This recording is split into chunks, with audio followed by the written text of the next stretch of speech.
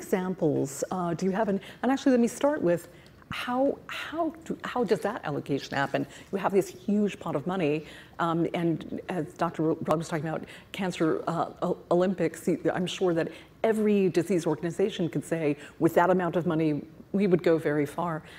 How do you sort through? How does the NCI sort through and figure out what are the best allocations? Well, great question. We were extremely fortunate that there was the allocation from Congress. It's $300 million a year, actually, over a 7-year period, with the last few years being a little bit less.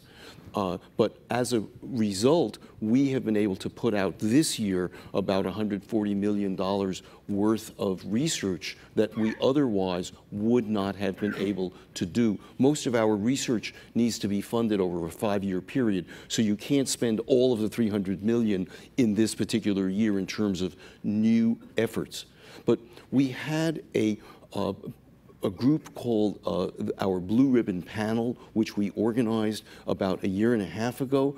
And actually, Tyler Jacks from your institution, from MIT, was one of the co-chairs because he was the head at that time of the National Cancer Advisory Board.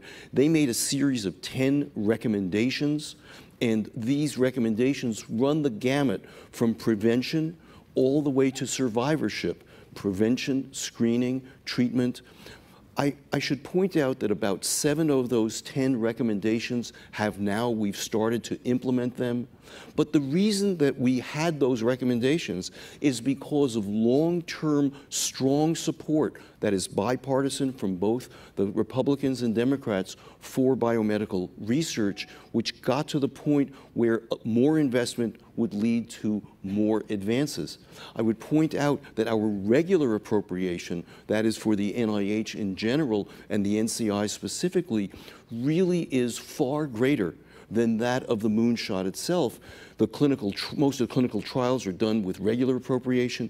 All of our basic research, we've ramped up the basic research in the last couple of years for NCI, but it still is at abysmally low levels, even though we have been fortunate enough to get increases in the regular appropriation. We fell so far behind because after the doubling in 2003, for many years our budgets were flat while the investment, our purchasing power went down because of inflation.